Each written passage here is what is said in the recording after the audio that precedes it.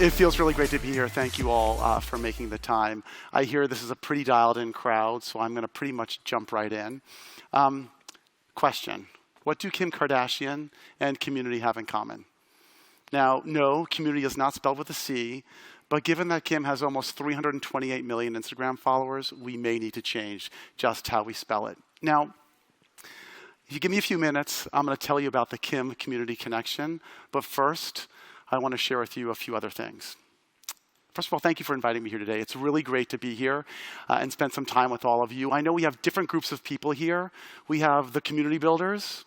We have the supporters like us at Meta, who really spend our time working with community builders. And we have what I would call the community curious. Those of you that are maybe on the sidelines and thinking about how and why to build community, well, I can tell you the water is warm. Please, you can come in. I also want to thank you all for the incredible work that you are doing to build communities. It is one of the greatest superpowers that we fundamentally think is really overlooked. Now, we are definitely at an inflection point. We're at an inflection point because you've all heard and are living the sharing economy. You all know exactly what the creator economy is, but when you add in that third thing, community, and make it a triple threat, we have the community creator economy. And now, today I'm going to share with you a couple of incredible examples of trends in community building, but also how it's driving innovation and how it's also driving economic opportunity.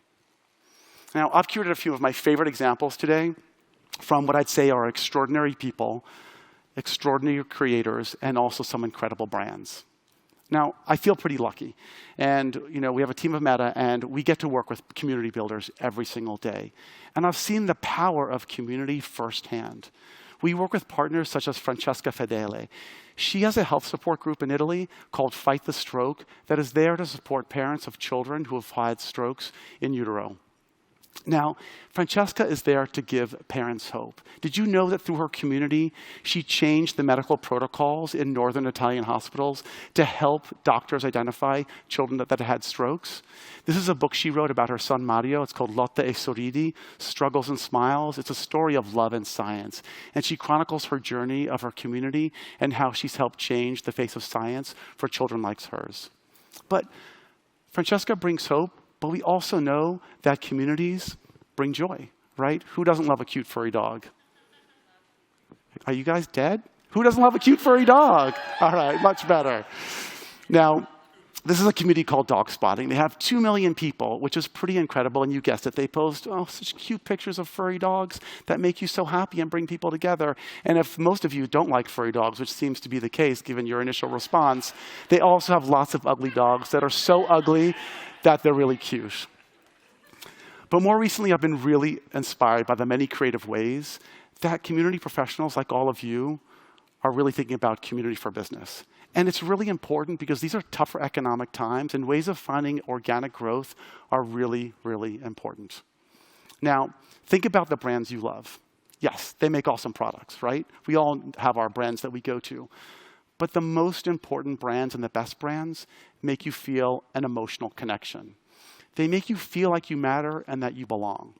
Now, just look at some of the companies here today, from Tonal to Reddit to Peloton. Across the board, the most successful companies and creators are building what people want: authentic connections with people that they care about, connect with, and contribute with. Now, community used to be local, and in many ways it still is. Think of your block that you live on, or think of your local community center. But the reality is that digital tools are making it easier to connect both online and offline around the world. Now, we did a study last year where we surveyed 15,000 people across 15 countries, and 3/4 of them said that one of the most important communities they belong to is online. Now, gone are the days of when one-way communication worked. You can't just speak at your audience. You need to connect with them. They want to be heard, and they want to be supported. Now, you could be a big business. You could be a small business. Results are driven when you show people that you really value them. Now, we've seen this from Salesforce to Shopify, from startups like Canva and Tonal, from Kim Kardashian, and also people like Amanda Hirsch, who's a creator of Not Skinny But Not Fat. Community-first companies are winning, and they are going to separate the haves from the have-nots. Okay, raise your hand if you stayed at an Airbnb. It's kind of really hard to see out here. Look at that. Okay, now keep your hand up if you're an Airbnb host. Okay, a couple of you.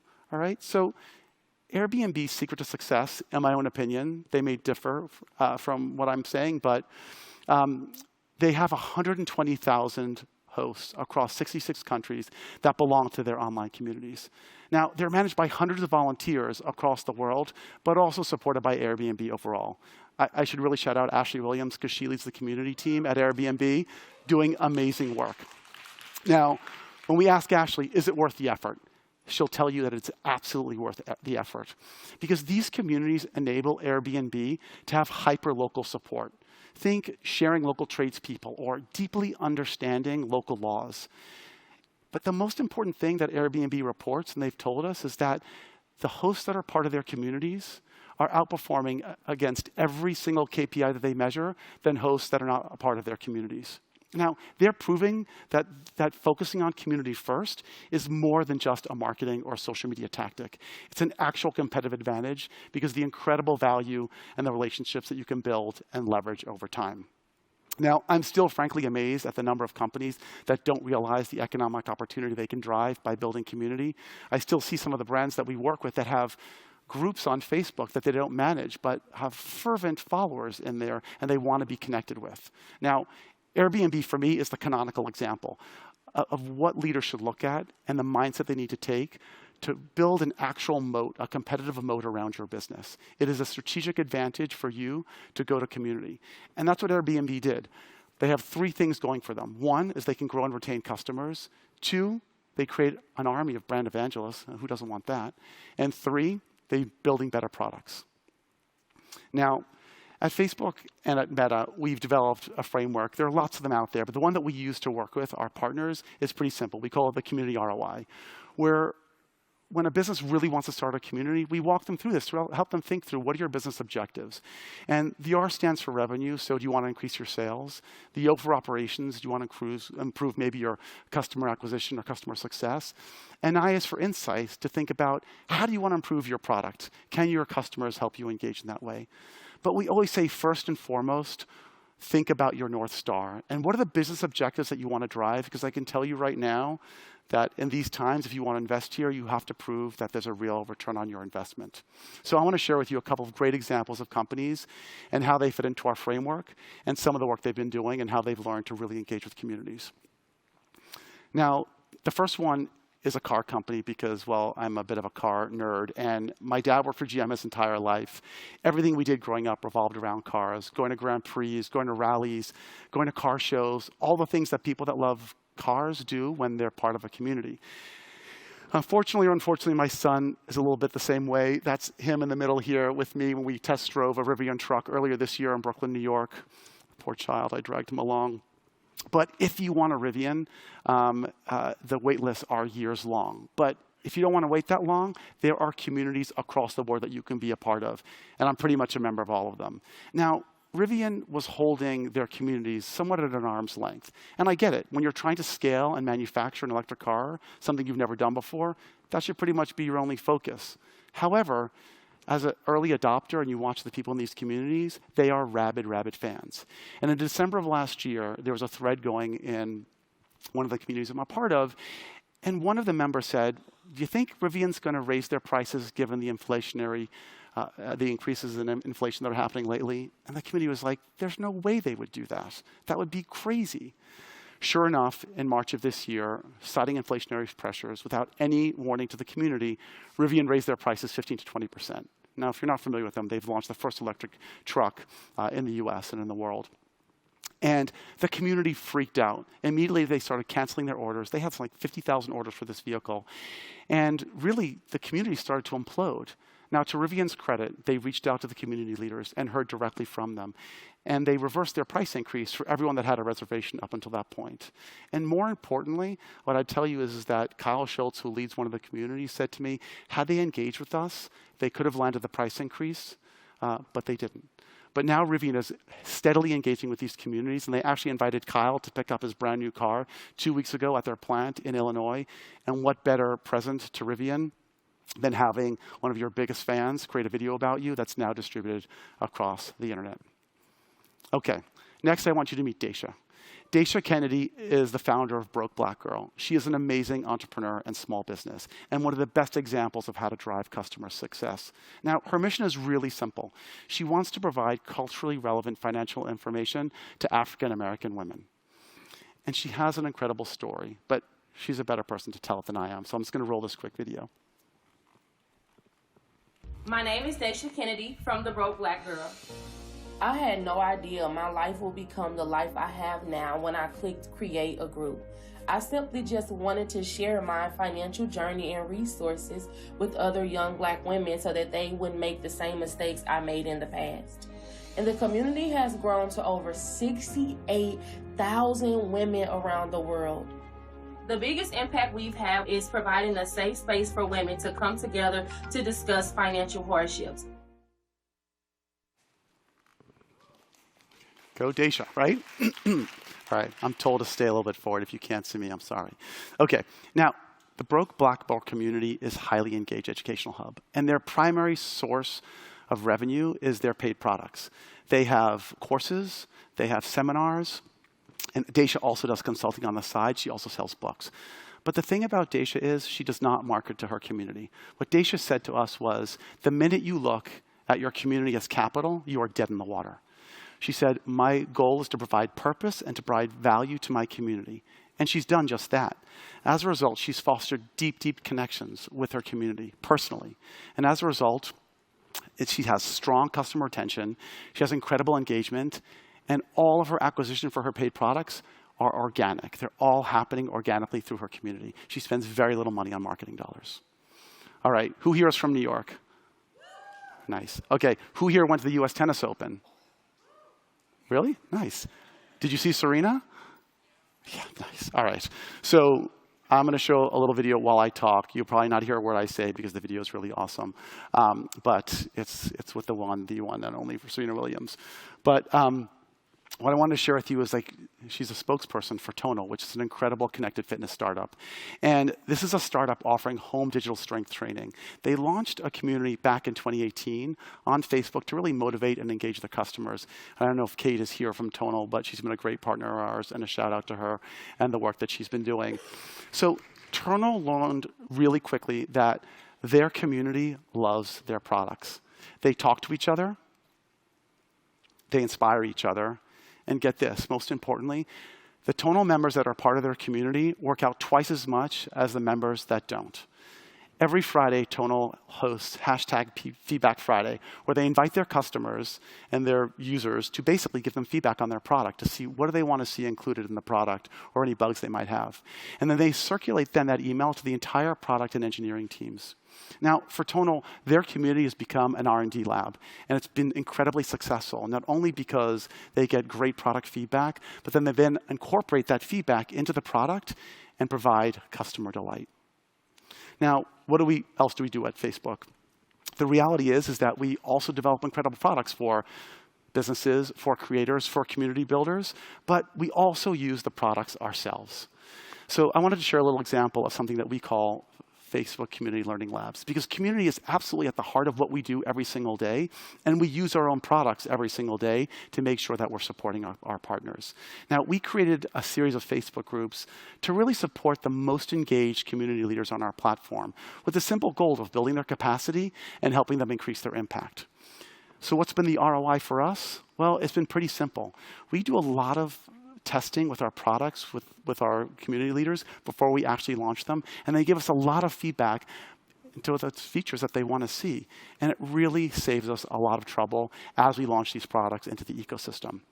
We catch bugs before they're introduced and before they're introduced into the broader ecosystem. And these partners drive strong engagement. And the reason we know that is that we have a control group, and we can measure against the control group of how our partners are performing. We're doing this across 8,000 partners in more than 19 countries in 8 languages. And it's been incredibly successful for us to drive impact with our community builders. Now, the question is, what else do we do with Facebook? Well, that brings me back to Kim K, which I promised you I'd tell you what she has to do with the community in the beginning. But before I get there, I do have another question for you. What's the difference between a community builder and a creator? Well, I like to think about this as the me versus the we. Building community is different for creators. Community builders rely fundamentally on the we. In other words, they depend on their members to generate and create content, where the community is really the ones driving the conversation. The creator, on the other hand, is about the me. And that's fine. There's nothing bad about being egocentric. Their audience wants, that was a joke, people. their audience wants to hear directly from them, right? That is their business. The most successful creators are posting their own original content consistently to drive that engagement and build their community. And the good news for creators is that they don't have to go it alone. Now, I will finally tell you what Kim Kardashian has to do with community. She is an incredible entrepreneur. She is a billionaire. She has built incredible products for people, whether it's her beauty line, her Skims shapewear, her new makeup line. She's also dipping her toe into private equity. But what's amazing about the work that she does is that she remains in the cultural zeitgeist. So how does she think about community? Well, recently she was interviewed by Sports Illustrated, and she said, quote, "The most amazing free focus group in the world is my community." And she's always building with her community, and asking them advice on what she should do. What color should the packaging be? What else would they like to see? She says they feel very much a part of their brand because they're so involved in the process, and she can reach out to them at any time. Which brings me to another incredible creator, which is Amanda Hirsch, Not Skinny But Not Fat. Now, she has a popular Instagram account and a podcast, Not Skinny But Not Fat, and she really offers and provides her take on public figures and on pop culture. Now, when she started this in 2016, this was not her full-time job. She had 2 other jobs, and she said she really loved getting the DMs in her account from her Instagram community. Now, today she's working full-time as a creator, and she's absolutely authentic and shows what's possible when you're building with your community, not unlike Kim Kardashian. She knows exactly what they want, and that's what's been attracting incredible brand partnerships, especially with the Kardashians. She said it all started with a couple of follows back and forth, some DMs in her inbox, and at the end of the day, she was hosting the Kardashian family clan at their premiere party. And that's pretty incredible for an up-and-coming creator. And she also has Kim on her podcast. Now, Hulu Originals has been beyond thrilled with Amanda's work, but what's been most important for Amanda is how she's been monetizing. She monetizes through brand partnerships, as well as things like these events. But the one thing she never thought she would do, and she thought it was just completely off-brand, was to sell merchandise. But her community told her that they wanted to see merchandise. They wanted her popular catchphrases and her brand on totes, on sweatshirts, on T-shirts. And she's like, really? And sure enough, Amanda now has a whole nother revenue thanks to building with her community. Now, I see my slides are a little bit off. Let's see if I can do this. All right, so let me ask you where you were 8 years ago. And if you think just a decade ago, there was really little that was community-driven. Community management wasn't necessarily a function or a job that you could apply for. I mean, they existed, but they were small. There was no real career that existed. And there really wasn't anything called a chief community officer. But we've come a long way since then. We have this incredible summit, thanks to CMX. We have CMX. And from every report that I've read that they've published, not only is the industry growing, but it's actually thriving, which is a great theme for this conference. We all believe fundamentally in community, but if you look at the stats, only 10% of us can measure them financially, like what the impact and value of community is. That's a really poor statistic. And like half of the people, 55%, are trying to figure it out. If we really fundamentally believe in this, and we can all tell these incredible stories, but if you can't show your organization the numbers, the metrics, the stats, we're going to be in big trouble. And ourselves included, like we're working on this at Meta and at Facebook to make sure that we can show you the absolute value of your community beyond engagement. So one of the challenges I pose to all of you is, how do we come together and find ways to better manage and measure the value and the impact of the work that we're doing? Last but not least, when I think about community today, it's really about being a member of a community, which is very, very powerful. When you join a community, you have the power to belong, to be heard, to connect, and essentially to contribute. It's the very best community, and it's the very best superpower that make people feel like they absolutely matter. So here's my prediction. In the next 5 years, all of us are going to develop this superpower, the power to create and collaborate and to get others to actually invest in each other so that you can own what you create. Look around the room. You all are the future of this industry. You all are the ones that are going to be the ones creating and building for your businesses. Most of all, we need people who are going to continue to create and shape this industry, but now more than ever, also make sure we create communities that truly value the people that we work with. So with that, I want to thank you for your time. It was really fun to be here today. I hope you have a great afternoon, and I'll see you soon.